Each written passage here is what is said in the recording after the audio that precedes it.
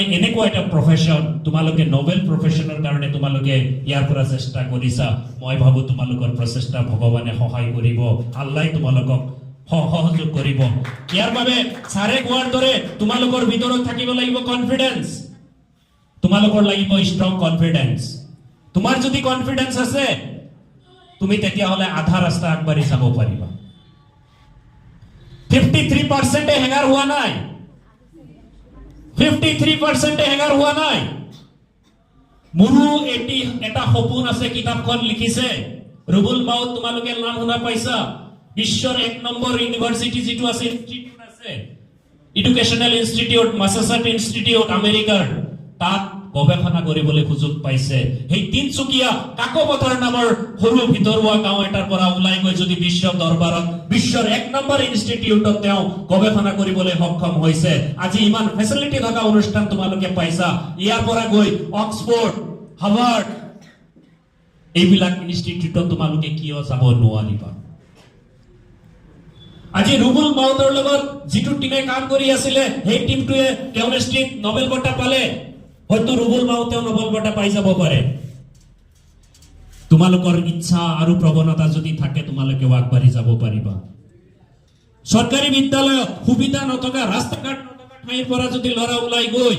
বিশ্ব দৰবাৰত জিলিকি উঠিব পাৰে ভাৰতবৰ্ষক চিনাকি কৰি দিব পাৰে তোমালোকেও পাৰিবা তোমালোকে ইয়াত যিখিনি ফেচিলিটিজ পাইছা সেম ফেচিলিটিজ গুৱাহাটীত পাইছে সেম ফেচিলিটিজ দিল্লীত পাইছে যিটো কোৰ্স তোমালোকে ইয়াত অধ্যয়ন কৰিছা সেম কোৰ্স দিল্লীত হৈছে সেম কোৰ্স ডিব্ৰুগড়ত হৈছে সেম কোৰ্স কটনত হৈছে আনন্দৰাম বৰুৱা একাডেমিত হৈছে ৰামানুজনত হৈছে তাতে যদি পাইছে তোমালোকে কিয় নাপাবা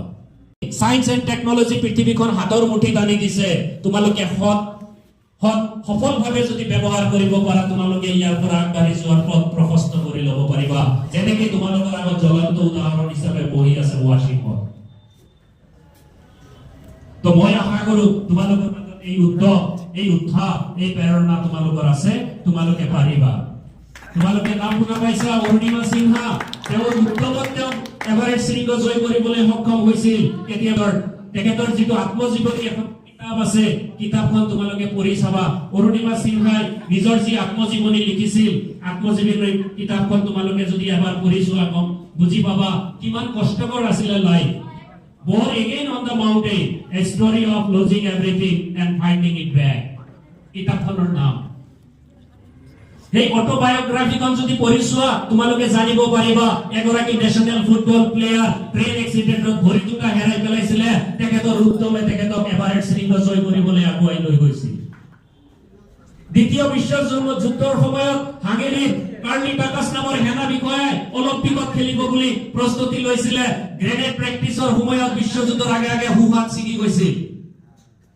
হুহাতেৰে শুটিং প্ৰেক্টিছ কৰিছিল হুহাত ছিগি গৈছিল তেওঁ কিন্তু প্ৰেক্টিছ এৰি দিয়া নাছিল সিদিনাই বাওঁহাতেৰে প্ৰেক্টিছ আৰম্ভ কৰিছিল 1948 চনত মাজৰ কেইবাবাৰ অলিম্পিক খেল অনুষ্ঠিত হোৱা নাছিল 1948 চনত বাওঁহাতেৰে প্ৰেক্টিছ কৰি তেওঁ অলিম্পিকত পাৰ্টিসিপেট কৰি গোল্ড মেডেল জিকিছিল আৰু একেগৰাকী ব্যক্তি 1952 চনত সিলভাৰ মেডেল জিকিবলৈ সক্ষম হৈছিল তো এইটো আছিল মনৰ উদ্যম মনৰ উৎসাহ মনৰ চেষ্টা এই মনৰ চেষ্টা যদি তোমালোকে লোৱা তোমালোকে আগবাঢ়ি যাবা কালাম ছাৰে এষাৰ কথা কৈছিল যে সপোন এনেকুৱা সপোন চোৱা এতিয়া কিন্তু তোমালোকৰ বয়স দিবা স্বপ্ন আকৌ বেলেগ ফালে লৈ যাব ডে ড্ৰিমিং নহয় সপোন এনেকুৱা সপোন চোৱা যি সপোনে তোমাক শুব নিদিয়ে যি সপোনে তোমাক ভালকে খাব নিদিয়ে যি সপোনে তোমাৰ মাহী পেহীৰ ঘৰত যাব নিদিয়ে যি সপোনে তোমাক বন্ধু বান্ধৱৰ লগত লগ কৰিব নিদিয়ে যি সপোনে তোমাৰ মনক বান্ধি ৰাখিব কিতাপৰ মাজত খুব মেলোডি এটা সং গাই গ'ল ইয়াৰ আগতে আও গলে লাগালো এনেকুৱা এটা ফ্ৰেছ কৈছিলে তোমালোকৰ এতিয়া এইটো সময় কিতাপৰ লগত নিজৰ মনৰ মিল মিলোৱা বুজি পাইছা কিতাপৰ লগত কি নিজৰ মনৰ সম্পৰ্ক স্থাপন কৰা কিতাপক গলে লগাই লোৱা তোমালোকে কিতাপৰ লগত ভাল সম্পৰ্ক স্থাপন কৰা কাৰণ এই দুটা বছৰ তোমালোকৰ জীৱনৰ এটাইকে ইম্পৰ্টেন্ট গুৰুত্বপূৰ্ণ সোণালী সময় এইটো হৈছে সোণালী সময় কৃষকে যেনেকৈ এতিয়া ফসল চপোৱাৰ সময় নতুনকৈ ফসল ৰোৱাৰ সময় তোমালোকৰ জীৱনৰ কাৰণে সোণালী সময় এইটো মনত ৰাখিবা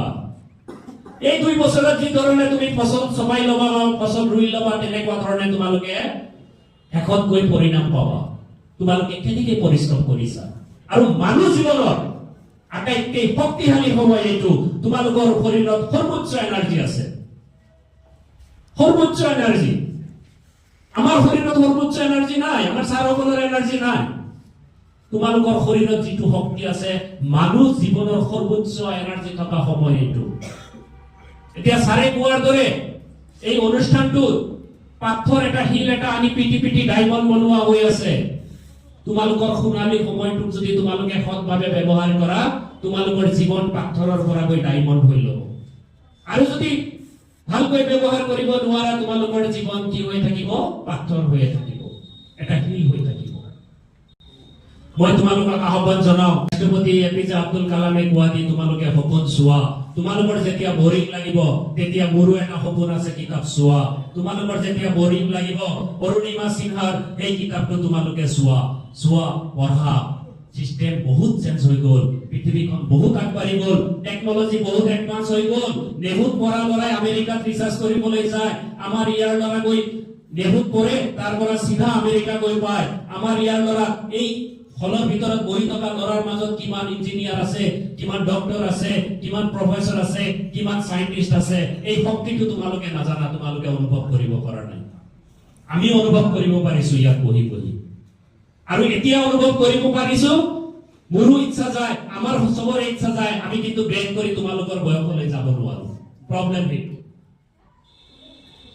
আজি এটা ভাল চাকৰি কৰিছো আমি কোনোবাই কৰ্মসংস্থানত আছো কিন্তু ইচ্ছা যায় ইয়াকে আৰু আগবাঢ়ি যোৱা কিন্তু ইচ্ছা কৰিলে কিয় আমি নোৱাৰিম আমাৰ বয়সে বাধা হৈ গৈছে কিন্তু তোমালোকৰ কাৰণে সোণালী সময় একদম সোণালী গোল্ডেন এজ অফ লাইফ এইটো গোল্ডেন টাইম আৰু হায়াৰ সেকেন্ডাৰীৰ পিছত মেট্ৰিকৰ পিছত যি 2 বছৰ এই 2 বছৰ যদি তুমি ভালকৈ কাল্টিভেট কৰিব পাৰিলা এতিয়া হলে আৰু তোমাৰ লাইফ হৈ গ'ল ইয়াৰ জীৱনৰ টাৰ্নিং পইণ্ট এই কথা তোমালোকে জানিব লাগিব ছাৰে কৈ গৈছে নতুন শিক্ষা নীতিয়ে কিন্তু বহুতখিনি চেঞ্জ কৰিলে across the stream subject select কৰিব পাৰিব নতুন সাবজেক্ট বিলাক ইন্ট্ৰোডিউস হৈছে নতুন বিষয়বিলাক আহিছে তোমালোকে ল'ব পাৰিবা বিশেষকৈ আৰ্টিফিশিয়াল ইন্টেলিজেন্স আমাক চাৰিওফালৰ পৰা ঘেৰাও কৰি লৈছে নতুন কোৰ্স আহিছে আৰু ইমান ইনষ্টিটিউট বিলাক হৈছে ইনষ্টিটিউট অফ নেশনাল ইম্পৰ্টেন্স বুলি ক'লে আইজাৰ নাইজাৰ আইআইটি আইআইএম আইআইএচসি এনেকুৱা ধৰণৰ ইনষ্টিটিউট বিলাক হৈছে যিবিলাকত তোমালোকে সোমাব পাৰিলে নিজৰ লাইফ বনি যাব আৰু এনেকুৱা কিছুমান ইনষ্টিটিউট আছে য'ত নেকি তুমি এডমিশন ল'ব পাৰিলে এন্ট্ৰেন্স দি তুমি পঢ়াৰ লগতে স্কলাৰশ্বিপ পাবা স্টাইপেন্ড পাবা আৰু যি স্টাইপেন্ডেৰে তুমি পৰৱৰ্তী সময়ৰ কথা ভাবিব পাৰিবা পৰমৰ ছাত্ৰ ছাত্ৰীসকল এটা সময় আছিল আৰু তেতিয়া উচ্চতৰ মাধ্যমিকত সায়েন্স ষ্ট্ৰীম আছিল মাত্ৰ দৰগৰ উপৰান্তত টিচাৰ নাছিল এটা সময় আছিল মহোদয় হাই সেকেন্ডাৰীতে সায়েন্স ষ্ট্ৰীম আছিল ফুলফিল টিচাৰ আছিল তাতে মাত্ৰ 60 জন ছাত্ৰ এডমিশন লৈছিল এডমিশন পোৱাটো প্ৰতিগৰাকী ছাত্ৰ ছাত্ৰীৰ কাৰণে চ্যালেঞ্জিং টাস্ক হৈ আছিল মহোদয় কলেজত সায়েন্স ষ্ট্ৰীম আছিল মাত্ৰ হাৰ্ডলি 100-150 ছাত্ৰ এডমিশন ল'ব পৰা আছিল কোনো ধৰণৰ প্ৰাইভেট ইনষ্টিটিউটৰ ব্যৱস্থা নাছিলে এই সময়ত সায়েন্সত পঢ়াটো কিমান ডিফিকাল্ট আছিল আৰু আজিৰ দিনত ইয়াত বহি তোমালোকে উন্নত মানৰ ল্যাবৰেটৰী পাইছা উন্নত মানৰ স্কিলফুল টিচাৰ সকলক পাইছা তেখেতসকলে ইমান সুন্দৰকৈ তোমালোকক পাঠদান কৰিব পাৰিছে আৰু তোমালোকৰ আগৰ বেটছৰ ল'ৰা ছোৱালীবোৰে যদি কৃতকাৰ্যতা লাভ কৰিব পাৰিছে তোমালোকে কিয় নোৱাৰিবা এই প্ৰশ্ন নিজৰ সুধি আজি এই বিদ্যালয়ৰ পৰা গৈ তোমালোকে পঢ়াৰ আগতে তোমালোকে মনৰ মাজত এটা চিন্তা সোমাই লোৱা যে মোৰ জীৱনৰ লক্ষ্য মুক্ত আৰু মই লক্ষ্যত উপনীত হ'মেই মই জীৱনৰ লক্ষ্যত উপনীত হ'মেই আৰু লক্ষ্যত যেতিয়ালৈকে উপনীত নহম তেতিয়ালৈকে মই শান্ত নহম যিমান বাধা বিঘিনি আহক যিমান কাঁইট থাকক ৰাস্তাত উঘালি পেলাই দিম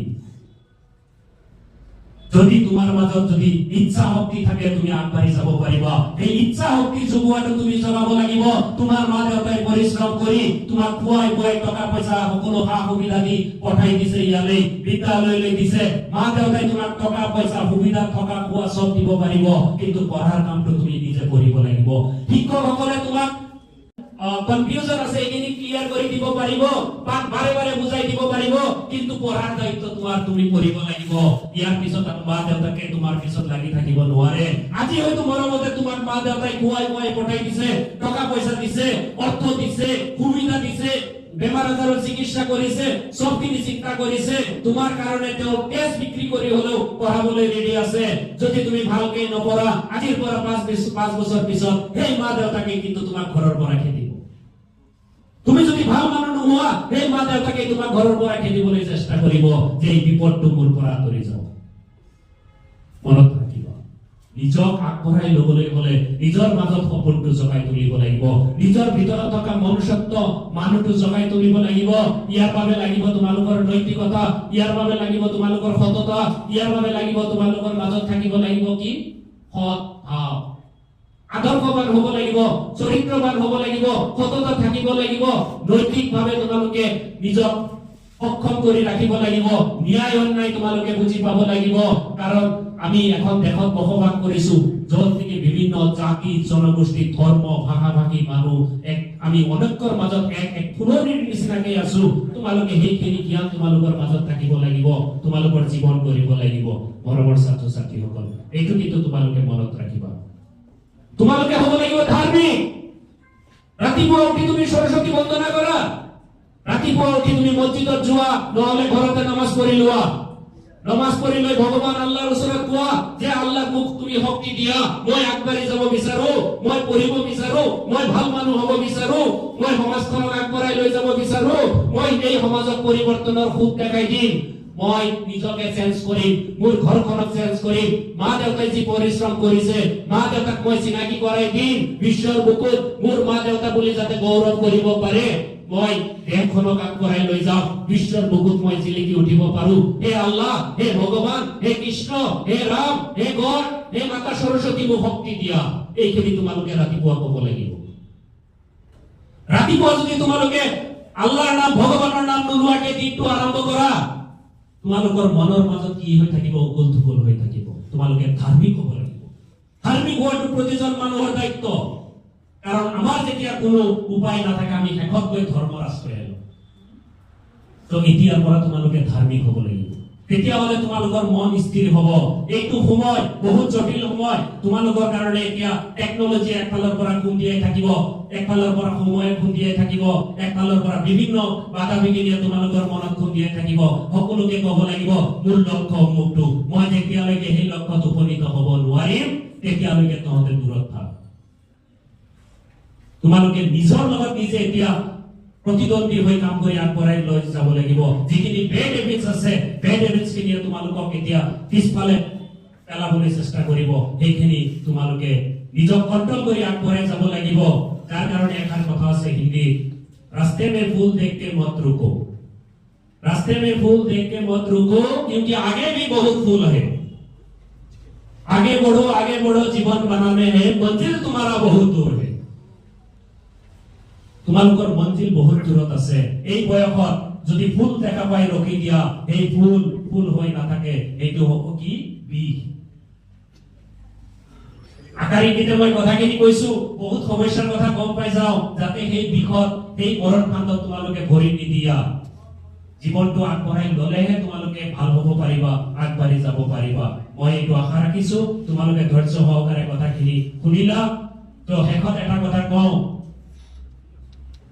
हर पहाड़ चढ़ो, हर समंदर पार करो, सफलता आपकी इंतजार कर रही है, सिर्फ खुद पर यकीन करो, खुद पर विश्वास रखो। তোমালোকে নিজৰ ওপৰত যদি বিশ্বাস ৰাখা যে মই আগবাঢ়ি যাম, মই কৃতকাৰ্যতা লাভ কৰিম, তোমালোকে নিশ্চয় আগবাঢ়ি যাব পাৰিবা। এই সাহস, এই উদ্যম, এই প্ৰেৰণালৈ আগবাঢ়ি যাবা। এটা সময় আছিলে এনেকুৱা, অৰ্থনীতি হেঙাৰ হৈ আছিল আমাৰ কাৰণে, আমি কিতাপ কিনিব পৰা নাছিলো, ইমান চেলেঞ্জিং টাস্ক আছিলে। আৰু আজিৰ দিনত মই ক'ব বিচাৰো, যদি তেনেকুৱা ভাল ল'ৰা ছোৱালী আছে, পইচাৰ অভাৱত পঢ়িব নোৱাৰা হৈছে, অৰ্থনৈতিকভাৱে হেঙাৰ হৈছে, আমাক যোগাযোগ কৰক। আমাৰ সালেহা মেমৰিয়েল কলেজৰ চেয়াৰমেন সাহেব আছে, এগৰাকী সুযোগ্য মন্ত্ৰীৰ সুযোগ্য সন্তান ইয়াত পঢ়ি আছে, আমিও চেষ্টা কৰিম। তেনেকুৱা যদি অৰ্থনৈতিকভাৱে কোনো ল'ৰা ছোৱালী বাধাগ্ৰস্ত হৈ আছে, আগবাঢ়ি যাব পৰা নাই, আমি আগবঢ়াই লৈ যাবলৈ চেষ্টা কৰিম। আমাৰ ফালৰ পৰা আপ্ৰাণ চেষ্টা থাকিব। যদি কোনোবা ল'ৰা ছোৱালী বিদেশত অক্সফোৰ্ড, কেমব্ৰিজ, হাৰ্ভাৰ্ড তেনেকুৱা ধৰণৰ ইউনিভাৰ্চিটিত এডমিশন পাইছে, যাব পৰা নাই, দৰকাৰ হয় আমি ব্যৱস্থা কৰি দিম। কোনেও নাজানে, কাকো নকওঁ, সহায় কৰা বুলি কোনেও গম নাপায়, আমাৰ ফালৰ পৰা আমি চেষ্টা কৰি দিম। আমাৰ ল'ৰাই আগবাঢ়ি যাব। এদিন যেতিয়া বিশ্ব দৰবাৰত জিলিকি উঠিব, আমি গৌৰৱ অনুভৱ কৰিব পাৰিম। এগৰাকী শিক্ষক হিচাপে সদায় ছাত্ৰ ছাত্ৰীৰ কৃতকাৰ্যতা গৌৰৱ অনুভৱ কৰে, যেনেকে মা দেউতাই গৌৰৱ অনুভৱ কৰে। এগৰাকী মা, এগৰাকী দেউতাৰ ইচ্ছা থাকে মোৰ ল'ৰা ছোৱালী যিমান আগবাঢ়ি যাব পাৰিব, তেওঁ দূৰৰ পৰা চাব পাৰিব, তেওঁ অতি গৌৰৱ অনুভৱ হয়। মই ভাবো তোমালোকে যদি এই অনুষ্ঠানৰ পৰা ওলাই গৈ ক'ৰবাত যদি ভাল ইনষ্টিটিউচনত এডমিশন লোৱা, ক'ৰবাত যদি ভাল কোৰ্চত চান্স পোৱা, আৰ্থিকভাৱে যদি তোমালোকৰ কোনো ধৰণৰ জটিলতা বা হেঙাৰ হৈ আহে, তোমালোকে আমাক জনাবা, আমাৰ অধ্যক্ষ ছাৰক জনাবা, আমি চেষ্টা কৰিম আমাৰ ফালৰ পৰা তোমালোকক সহায় কৰিবলৈ। আমি বিচাৰো খাৰুপেটীয়া এটা সময়ত চব্জিৰ বাবে বিখ্যাত আছিল, নহয়, খাৰুপেটীয়া বিশ্বই জানক যে হিউমেন ৰিসোৰ্স প্ৰডাকশনৰ কাৰণে এটা ভাল ঠাই হিচাপে পৰিণত হৈছে খাৰুপেটীয়া। এই খাৰুপেটীয়া ভাতৃত্ব, একতা, ন্যায়, সততাৰ ঠাই। এই ঠাইত আছে অনৈক্যৰ মাজত ঐক্য, জাতি ধৰ্ম বৰ্ণ নিৰ্বিশেষে সকলোৱে আমি একতাৰ ডোলেৰে বান্ধ খাই আছো, সকলো আমি ভাই ভাই। এই ঠাইক লৈ যাম আগুৱাই। এইখিনি কৈ মই সামৰিলো। ধন্যবাদ। জয় অসম, জয় অসম, জয় সালাম মেমৰিয়েল কলেজ।